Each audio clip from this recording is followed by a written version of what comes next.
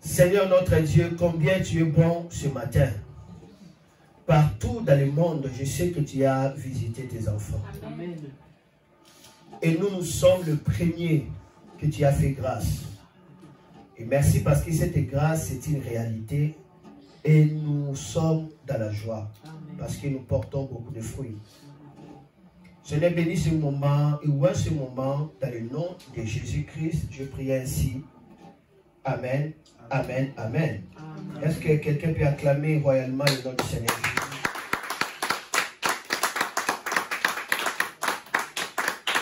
Quelqu'un peut-il acclamer le Seigneur très fort? Acclame encore très fort.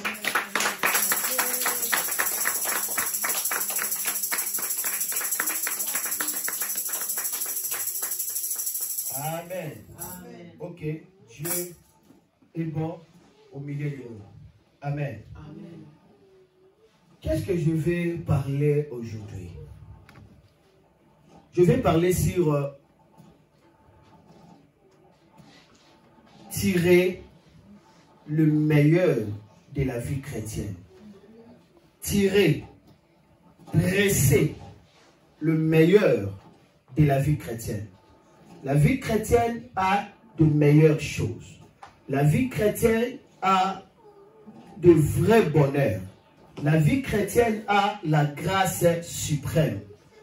La vie chrétienne a des choses merveilleuses. Mais une chose, est-ce que vous avez déjà tiré le meilleur de la vie chrétienne? Je parle de la vie de Christ, la vie chrétienne. Et aujourd'hui, je vais vous montrer comment tirer le meilleur de la vie chrétienne. Comment profiter, comment vivre le bonheur que la vie chrétienne nous amène. Si j'ai donné ce message, parce que je réalisais la plupart des personnes ne vivent pas cette vie chrétienne. La vie chrétienne ne se vit pas à l'église. Mais la vie chrétienne se vit en dehors, dans la communauté. C'est là où on peut vivre la vie chrétienne. Parlons de la communauté. Vous savez que les réseaux sociaux, regardez, réseaux sociaux, c'est la communauté. Est-ce que vous vivez la vie chrétienne là-bas? Lorsque j'avais regardé les réseaux sociaux, j'ai regardé les TikTok, j'ai essayé de voir mon peuple dans les TikTok, mais j'ai trouvé des jeunes, mais des jeunes que j'avais trouvés, la plupart de vous, vous avez posté des musiques mondaines et vous dansez de manière terrible. J'ai pleuré. Vous avez fait des comédies là-bas. Donc j'ai compris, j'ai dit, mais qu'est-ce que nous sommes en train de faire? Est-ce que le message que nous prêchons, est-ce que les gens le prennent ça au sérieux? Nos jeunes, est-ce qu'ils prennent ça au sérieux? Est-ce qu'on prend ça au sérieux? Je t'ai même surpris, même un frère, je ne vais pas citer les noms. Il est très calme et très doux, mais dans les TikTok, j'ai vu comment est-ce qu'il rappait, mais j'ai dit, wow! C'est quoi? Il est comme ça! Mais non, nous devons comprendre maintenant le meilleur de la vie chrétienne, afin que nous soyons bénis. Regardez, Jésus va dire quelque chose. Comment vivre le meilleur de la vie chrétienne? Regardez ici. Nous sommes dans Matthieu, chapitre 7, verset 24. Il dit, celui qui écoute toutes ces paroles et m'obéit, cela veut dire le met en pratique, celui-là ressemble à un sage. Qui est sage pour Jésus? C'est celui qui écoute la parole et le met en pratique. Il est sage. Il a la nature de la sagesse. Il est lui-même sagesse. Parce qu'il écoute. Mais Jésus dit, pas la parole, il dit, c'est lui qui écoute toutes ces paroles. Quelles sont ces paroles? Je vais vous les ramener après. Ce que Jésus avait dit. Si vous écoutez ça, vous les mettez en pratique, alors vous allez tirer le meilleur de la vie chrétienne. Je continue. C'est lui qui écoute toutes ces paroles et m'obéit, celui-là ressemble à un sage. Le sage construit sa maison sur de la pierre. La pluie tombe, les rivières débordent, les vents soufflent et se jettent contre la maison. La maison ne tombe pas. Parce qu'on a posé ce fondement sur de la pierre. Mais celui qui écoute mes paroles et ne fait pas ce que je dis, celui-là ressemble à quelqu'un de stupide. Celui qui est stupide construit sa maison sur les sables. La pluie tombe, les rivières débordent, les vents soufflent et frappent la maison. La maison tombe et elle est complètement détruite. Donc par là, je comprends que la parole que nous sommes en train d'écouter, ça nous donne la possibilité de construire la maison. Et c'est quoi construire la maison? Construire la maison veut dire tout simplement bâtir la vie. Donc, nous construisons la maison parce que nous sommes en train d'écouter la vie, le système de la vie. Comment est-ce que vous bâtissez votre destinée? Est-ce que vous le bâtissez sur les rochers ou sur la sable? Pour Jésus, si tu écoutes la parole, tu mets cela en pratique, tu es en train de construire ta maison sur les rochers. Le vent peut souffler, la tempête peut balloter. La Bible dit cette maison-là ne tombe pas. Mais celui qui écoute simplement la parole ne met pas cela en pratique. Jésus dit, il est comme stupide. Pourquoi? Parce qu'il construit sur la sable. Donc tu peux construire ta vie tout en bafouant la pratique de la vie chrétienne. Cela veut dire quoi? Celui qui pratique, il construit. Celui qui ne pratique pas aussi, il fait quoi? Il construit. Ma soeur, mon frère, la vie chrétienne, c'est une vie de gloire. La vie chrétienne, c'est une vie de puissance. La vie chrétienne, c'est une vie de règne. Il y a de meilleur dans la vie chrétienne. Mais comment bâtir cette vie? Comment tirer le meilleur de la vie chrétienne? La réponse, c'est la pratique aux paroles de Dieu. Mais quelles sont les paroles que Jésus-Christ a dit? Il dit, c'est lui qui écoute toutes ces paroles. Quelles sont ces paroles? C'est ici qu'on appelle le discours de Jésus-Christ sur la montagne. Nous le trouvons dans Matthieu chapitre 5, Matthieu chapitre 6 et puis Matthieu chapitre 7. Tous ces discours-là que Jésus-Christ avait fait sur la montagne, c'est cela, ces paroles. Lorsque vous bâtissez votre vie, vous appliquez cette parole-là, vous allez jouir du meilleur de la vie chrétienne. Parce que ce qu'il avait dit, on l'appelle ça béatitude, qui veut dire le bonheur parfait. Oh, le Seigneur nous a donné le bonheur parfait. Et le bonheur parfait, nous le trouvons dans ce qu'il avait dit. Mes jeunes, avant d'abord de toucher le bonheur chrétien, mes jeunes frères, mes jeunes sœurs, vous devez vivre Jésus-Christ dans vos maisons, dans l'école, dans l'université, partout où vous êtes. Jésus doit être votre vie. Ça sera votre vie pour toutes choses. Ne mets pas Jésus dans les tiroirs. Ne mets pas Jésus dans les garde-robes où tu peux choisir les types d'habits que tu peux porter. Laissez Jésus être votre peau. La peau ici, on appelle ça le tissu, vrai ou faux? C'est le tissu qui nous couvre la chair. Jésus doit être votre peau, votre tissu, à qui on ne peut pas détacher. Si on le détache, vous êtes mort, vous saignez. Que Jésus ne soit pas votre garde-robe où vous pouvez chercher. Jésus ne soit pas parmi. Non, il doit être la vie pour vous. Comment vous êtes le peuple de Dieu? Mais dehors, vous ne chantez pas les cantiques de Dieu. Dans les TikTok, ce sont des choses que le monde font. Ils ont déjà séduit par l'esprit des dragons, par l'esprit de l'enfer. Ces gens qui ont vendu leurs âmes. Et ils disent très bien, j'avais cherché ici, je n'ai pas trouvé. Lorsque j'ai vendu mon âme à Satan, j'ai trouvé la paix. Vends ton âme, vends ton âme. Et les gens commencent à crier, vends ton âme, vends ton âme. On a vu ça dans des concerts. D'autres même dernièrement, si je ne veux même pas citer son nom, c'est un grand artiste français congolais. Il est numéro 1 aujourd'hui.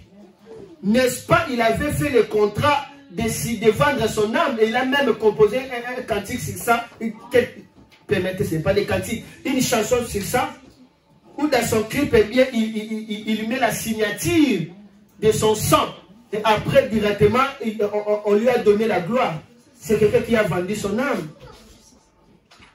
Il vient même de publier une photo récemment ici dans son album. Il dit qu'il mourra un certain vendredi. Et dans ces photos-là, il y a déjà enveloppé comme Lazare qui était bandé, qui l'entourait.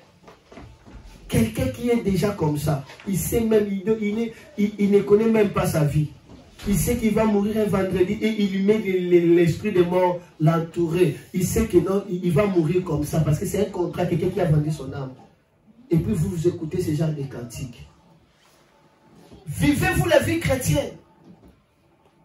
À quoi vous êtes lumière si vous publiez les ténèbres? À quoi vous êtes lumière? Alléluia. Amen. Ce message doit nous interpeller qu'à chaque étape de notre vie, est-ce que je vis la vie chrétienne ou pas? Jésus dit, c'est lui qui écoute ces paroles, ne le met pas en pratique. Celui-là est comme stupide. Il construit sa vie sur le sable. Il est en train de jouer sur sa vie. Quand le vent arrive, quand la tempête arrive, quand les problèmes de ce monde arrivent, la personne est écroulée, la personne n'a pas d'aide. La force de la vie chrétienne, c'est par rapport à la pratique des paroles que Jésus-Christ a dit. Ça commence dans Matthieu chapitre 5 jusqu'au 7. Il dit lorsqu'on écoute ces paroles, j'aimerais un peu survoler. Regardez Matthieu chapitre 5. La Bible dit Jésus voit la foule. Non, Jésus voit les foules qui sont venues. Il monte sur la montagne, il s'assoit et ses disciples viennent auprès de lui. Jésus prend la parole et il les enseigne en disant, ils sont heureux ceux qui ont un cœur de pauvres, parce que le royaume des cieux est à eux. Il dit, si tu mets cette parole en pratique, tu es un sage qui construit sa vie sur les rochers. Tu tires le meilleur de la vie chrétienne. Il dit, heureux celui qui a un cœur de pauvre. Le cœur ici, c'est l'esprit. C'est-à-dire un cœur qui recherche toujours auprès de Dieu. Un cœur qui n'est pas gonflé d'orgueil. Un cœur qui ne trouve pas, qui dit que non, je suis riche, je n'ai besoin de personne. Non. Un pauvre se soumet toujours devant le riche. Un pauvre tend la main. Jésus dit, ceux qui ont des gens de cœur, qui cherchent toujours auprès de Dieu, ils sont toujours dépendants de Dieu, ils sont heureux. C'est quoi heureux? Heureux veut dire profiter des meilleurs sorts. C'est ça le mot heureux. Lorsque vous regardez le dictionnaire, être heureux, c'est profiter des meilleurs sorts. Et le contraire d'heureux, c'est quoi? C'est malheureux. Malheureux, c'est quoi? Vivre les mauvais sorts. Pour Jésus, si vous voulez expérimenter le meilleur sort, vous devez avoir un cœur qui cherche toujours Dieu. T'as écouté? Un cœur qui fait quoi? Qui recherche toujours la présence de Dieu. Qui se dépend toujours. Un cœur pauvre, j'ai toujours besoin d'amasser la richesse qui vient de Dieu. C'est cette parole-là, si tu le mets en pratique, tu cherches Dieu à toutes choses. Dieu n'est pas une option, Dieu devient la vie pour vous. Alors, vous êtes en train de bâtir votre vie sur les rochers. Qu'est-ce que Jésus va dire encore? Il dit,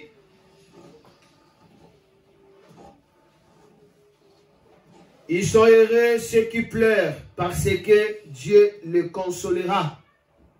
Ils sont heureux ceux qui pleurent, parce que Dieu les consolera. Dans d'autres versions, ils sont heureux les affligés. Ils pleurent pourquoi? Est-ce que tu dois pleurer pour que tu sois heureux? Non. Mais Jésus voulait dire tout simplement, lorsque vous voyez, on est en train de vous affliger, de vous maltraiter, de vous faire du mal, sachez que vous êtes heureux. Parce que ceux qui sont en train de vous troubler là, ils sont en train de déclencher la consolation de Dieu. Et quand la consolation de Dieu arrive dans votre vie, c'est des exploits extraordinaires. Vous savez quand est-ce que Dieu avait consolé Anne, le fils de Anne? On peut le comparer avec le fils de Pénina? Non, Pénina a affligé Anne. Mais Anne a pleuré devant Dieu. Dieu lui a donné Samuel. C'est à partir de Samuel que Israël a eu des rois. Qui est grand comme Samuel? Ils sont heureux ceux qui sont affligés. Maintenant, mais cette parole en pratique, c'est quoi? Lorsqu'il y a des choses qui vous piquent, il y a des situations qui vous piquent, allez pleurer devant la face de Dieu pour que Dieu puisse vous accorder sa consolation. Vous savez, la consolation, c'est quoi? La consolation veut dire Noé. Noé, c'est la consolation. Et c'est quoi la consolation? Là où il y a les déluges, la consolation flotte au-dessus des déluges. Vous devez flotter au-dessus des situations malheureuses. Amen. Parce que vous faites confiance à Dieu. Amen. Donc, pour le monde, lorsqu'on vous fait des mal, vous pleurez, on vous voit comme si vous êtes vulnérable, vous êtes inutile. Mais pour Dieu, alors qu'on vous fait pleurer comme ça, c'est une occasion que Dieu puisse vous donner sa consolation. Regardez la consolation de Sarah, c'était qui? Isaac. On peut comparer Isaac avec les autres? Non. La consolation de Esther, Dieu l'a consolé avec les rois.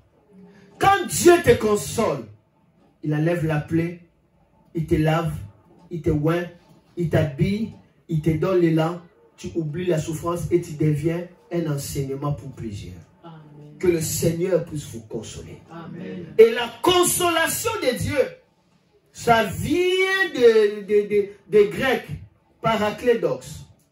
En français, on parle de paraclé. Cela veut dire la défense.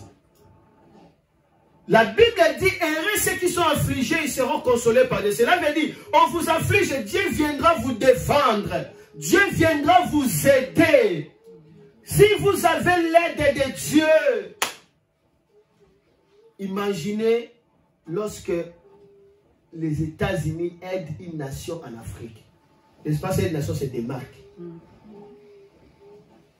Toutes les nations de la terre vivent de l'aide. Même la France, ils vivent de l'aide. Parce que chaque nation a des dettes, vrai ou faux? Vrai ou faux? Mais maintenant, si Dieu commence à devenir ton aide, ta vie sera comment? Ta vie sera comment? Toi qui es affligé, la parole de Dieu dit, sois heureux parce que tu vas vivre la défense de Dieu. Amen. Toi qui vives l'injustice, la Bible dit, sois heureux parce que tu verras comment est-ce que Dieu viendra pour te défendre. Amen. Tu vis l'injustice à l'école, tu vis l'injustice dans ta vie, tu vis l'injustice par-ci, par-là. Laisse Dieu te défendre. Amen. Alléluia. Amen. Amen. Amen. Aïdine, va regarder les enfants là. Est-ce que tu comprends? Aujourd'hui, je suis en train de parler ça. Et on va continuer notre dimanche. Ces choses, on appelle ça le vrai bonheur. Donc par là, tu vas remarquer, Jésus a fait tout pour que ta vie jouisse le vrai bonheur. Et il dit, celui qui mettra en pratique toutes ces paroles, il est en train de bâtir sa vie sur les rochers. Amen. Il est sage. Il est sage. La parole de Dieu nous rend sage. Amen. La parole de Dieu nous rend sage. Amen. Mais pour que nous atteignions cette nature d'être sage, c'est lorsque nous le mettons simplement en quoi? En pratique. C'est simple.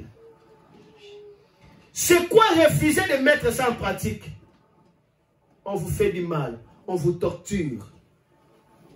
Et vous commencez à pleurer devant les hommes.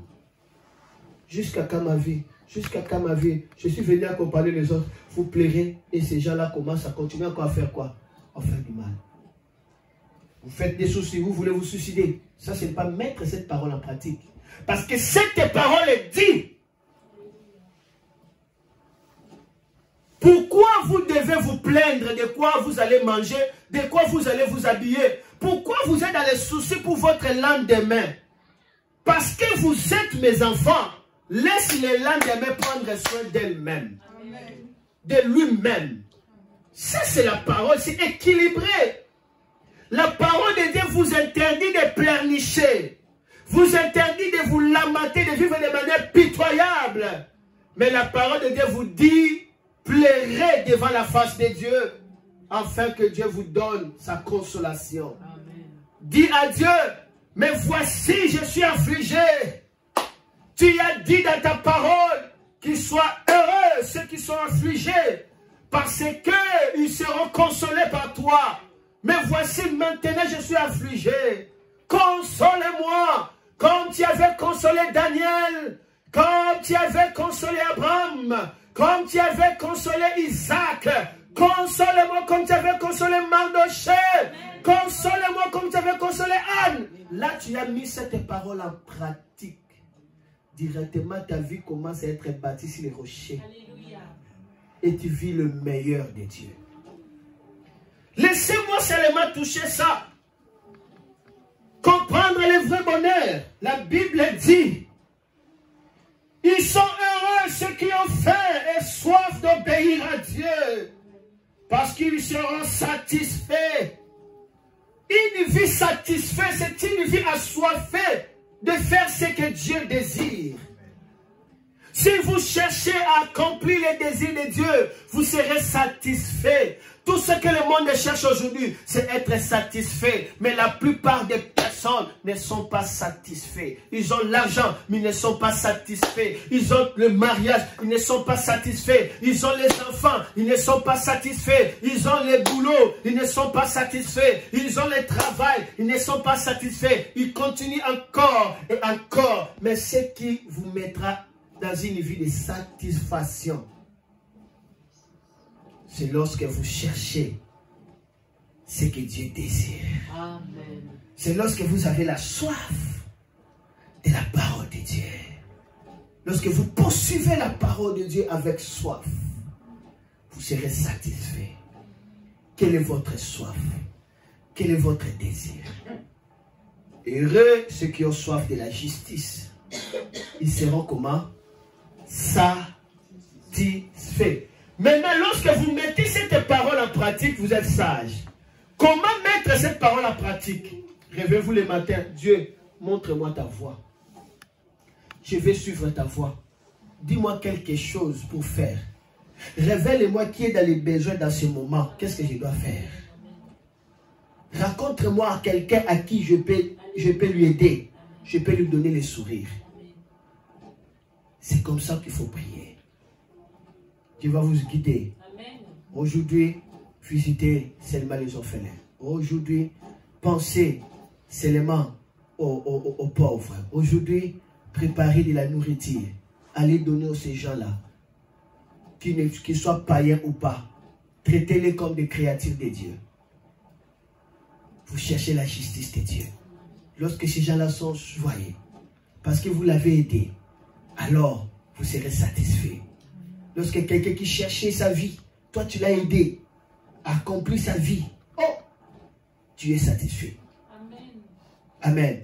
Le bonheur pour Dieu et pour la terre, ça réside à combien de personnes que tu leur donnes la joie. Amen. Et non aux gens qui te donnent la joie. Toi tu donnes la joie à combien de personnes? Voilà le vrai bonheur. Amen. Voilà le vrai bonheur. Si tel est comme ça, parce que je l'avais aidé à être comme ça. Ça, c'est la beauté de la vie. La beauté de la nature. aider quelqu'un à trouver la foi. Que Dieu vous accorde cette grâce. Amen. Et ils sont heureux ceux qui ont soif de la justice de Dieu. Merci, merci, merci. Que Dieu vous bénisse. Oh, laisse-moi seulement finir seulement le verset 5, chapitre 5, c'est tout. On va continuer notre dimanche. Parce que Jésus dit, si vous mettez en pratique toutes ces choses, vous êtes bâtis sur les rochers. La tempête peut souffler, vous ne tomberez pas. Vous êtes bâtis dans la sagesse de Dieu. Et ce que vous allez faire va aller de génération en génération. Vous ne serez pas effacés sur la terre. La vie chrétienne, c'est la vie de meilleur. Mais comment tirer le meilleur de la vie chrétienne? C'est lorsque nous mettons simplement ces paroles en pratique. Jésus était sur la montagne, le peuple était en bas, il a parlé et sa parole était amplifiée dans l'air. Et tout le monde écoutait la parole.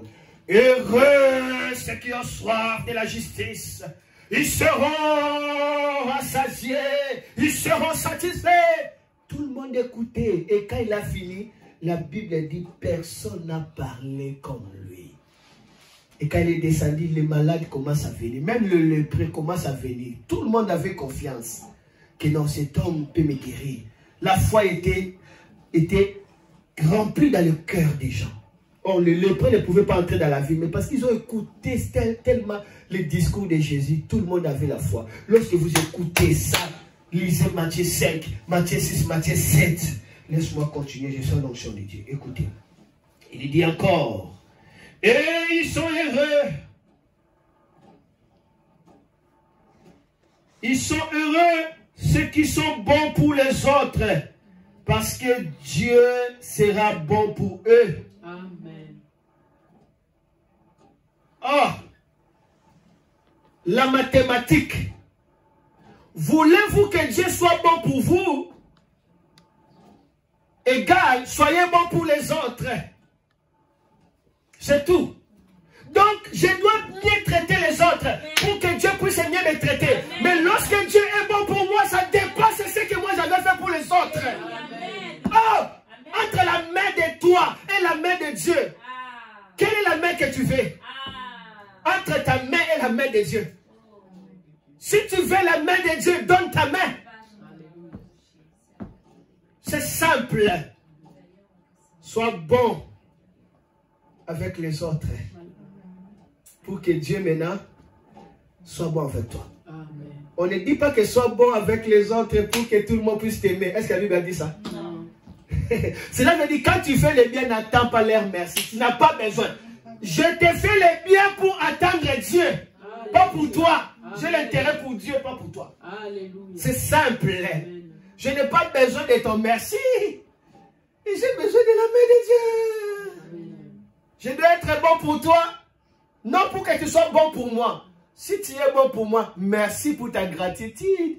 Mais si tu n'es pas aussi bon pour moi, merci, mais dis-moi, j'ai gagné parce que j'ai Dieu. Amen. Dieu sera bon pour moi. Amen. Tu sais, lorsque Dieu est bon pour toi, la bonté de Dieu. Et Dieu était bon pour David. Dieu était bon pour David. Wow. Le royaume de David n'a jamais été ébranlé jusqu'à aujourd'hui. Dieu était bon pour Abraham. Il dit, cacherai ceci à Abraham, mon ami. Laisse Dieu être bon pour toi. Amen. Laisse Dieu être précieux pour toi. Amen. Si Dieu est bon pour toi, il te révélera des choses. Amen. Il te révélera des choses. Amen. Hier, je me suis réveillé, j'ai fait un mauvais songe. Que ma mère était morte et quelqu'un, on l'a envoyé quelqu'un pour qu'il puisse dire les derniers mots. Et ma mère n'a pas dit son dernier mot, elle était morte. Maintenant, on m'a appris que ma mère était morte. Directement, je commence à m'accroupir sur des pierres en pleurant. J'avais tellement de douleurs. Et puis je me suis réveillé, je pleurais. Mes larmes coulaient vraiment comme ça. Je pensais que c'était vrai. J'ai ouvert d'abord ma connexion. J'ai appelé ma petite sœur, notre cadette. J'ai dit, grâce, grâce. Il m'a répondu, comment va maman? Elle m'a rien dit. J'ai dit, donc, ma mère est morte. Parce que le jour où mon père était mort, c'était comme ça. J'ai dit, comment va papa? Parce que je voyais comment est-ce qu'on l'a mené dans une tunnel comme ça. Je savais qu'il est mort. J'ai appelé et il ne m'a rien dit. Et puis directement, j'ai commencé à pleurer. Je savais qu'il était mort. Après une heure, il m'a dit, maintenant, je vois que grâce aussi, il ne me dit rien. J'ai dit, Seigneur, qu'est-ce qui se passe? Il est mort ou quoi? Et puis, je me suis mis à prier. En priant comme ça, j'ai vu la personne qui avait déjà signé pour qu'elle soit morte. Je le vis. Je priais, je priais, je priais, je continuais à prier. J'ai fait une heure d'état. Après, je vis les douleurs que j'avais et parti. J'ai senti la paix directement. Quand j'ai senti la paix, j'ai dit, ok, c'est inutile, je ne veux plus appeler, je sais que tout est déjà réglé. Vous voyez, je l'ai senti, ça indique. Après, maintenant, elle commence à m'appeler, et puis je n'ai pas répondu, j'avais quelque chose à faire. Et puis maintenant, je lui ai fait juste l'audio. Non, ne vous dérangez pas, regarde ce que j'avais vu tout ça, mais je sais que Dieu a déjà résolu. J'ai senti la paix à moi, donc elle est bien. Et là, maintenant, ma mère va m'envoyer l'audio pour me dire que non, avant-hier, il y avait un groupe de serviteurs de Dieu qui était venu à la maison. Ils ont donné la même prophétie que quelqu'un voulait la tuer. De la famille, je ne vais pas mentionner parce que nous sommes dans les médias ici. Vous voyez, la même personne que moi j'avais vue, les gens là qui prophétisaient avaient donné la même, le même nom. Vous voyez. Et maintenant, ma mère a pris ça au sérieux. Mais je bénis le Seigneur. Vous voyez. Pourquoi je devais voir ça et prendre une heure de temps pour avoir la paix? Ça dit, cet esprit-là est parti. Vous voyez, c'est ça. Dieu est bon pour toi. Cela veut dire, il te révèle des choses pour que tu ne sois pas surpris. À moins que si toi-même tu négliges. Laisse Dieu soit bon pour toi. Amen. Laisse Dieu soit bon pour toi. Et toi, soyez bon pour les autres. La Bible dit, ils sont heureux ceux qui ont le cœur pur, parce qu'ils verront Dieu. Le cœur pur, c'est un cœur qui est libre des douleurs du passé. C'est cela un cœur pur. Ils verront Dieu. Le cœur pur, c'est un cœur qui ne souffre pas de l'amertume, parce que la Bible dit l'amertume, c'est l'infection du cœur. Ils verront Dieu. Le cœur pur, c'est le cœur qui reste dans la mélodie de la paix de Dieu. Si tu gardes ton cœur, tu verras Dieu. Amen. Le cœur pur ici, on dit un cœur qui s'attache à Dieu. Amen. Un cœur qui n'est pas infligé aux choses de ce monde. Est-ce que ton cœur est à son état meilleur? Est-ce que ton cœur est pur? Est-ce que tu gardes bien ton cœur? Amen. Amen. Le cœur pur, c'est le cœur qui ne médite pas de mauvaises choses. Est-ce que tu préserves ton cœur? Le cœur pur, c'est le cœur qui ne garde pas des gens dans l'intérieur comme des prisonniers. Est-ce que tu préserves ton cœur? Le cœur pur, c'est le cœur qui médite sur la parole de Dieu. Est-ce que tu nettoies ton cœur par la parole de Dieu? Le cœur pur, c'est le cœur qui chante. Est-ce que ton cœur peut chanter? Je ne dis pas ta bouche, ton cœur. Cela veut dire tu es là calmement, mais il y a une mélodie qui chante à toi. Ma voix chante à l'Éternel et n'oublie. Tu sens des cantiques dans ton cœur rouler. Est-ce que ton cœur chante comme ça? Mais comment est-ce que tu vas purifier ton cœur? Toi, tu écoutes que des musiciens profanes. Mais leurs chansons commenceront à chanter à toi. Tu seras là si tu entends la musique.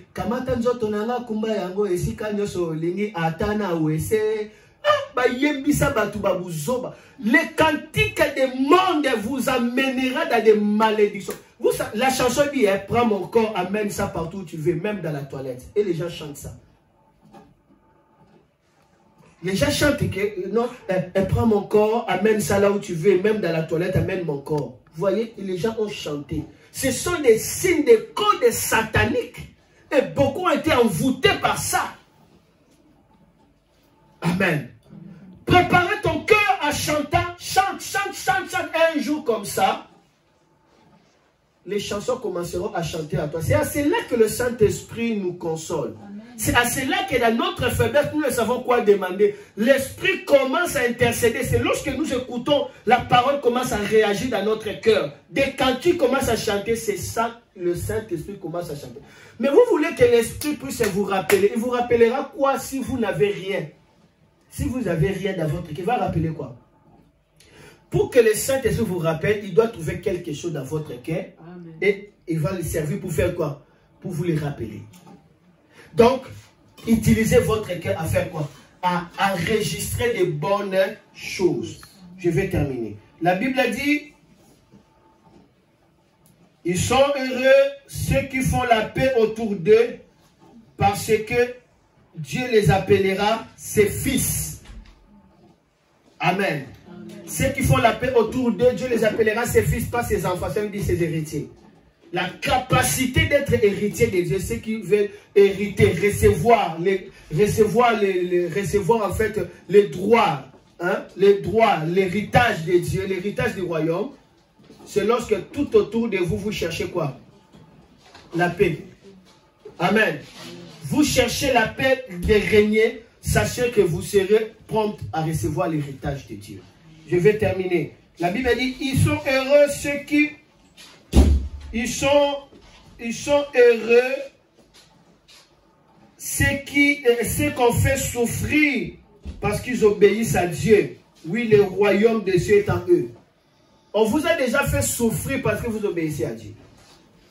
On vous a déjà abandonné parce que vous aimez Dieu. On vous a mis à l'écart à cause de vous aimez Dieu. C'est que la Bible dit persécuté à cause du nom de Jésus.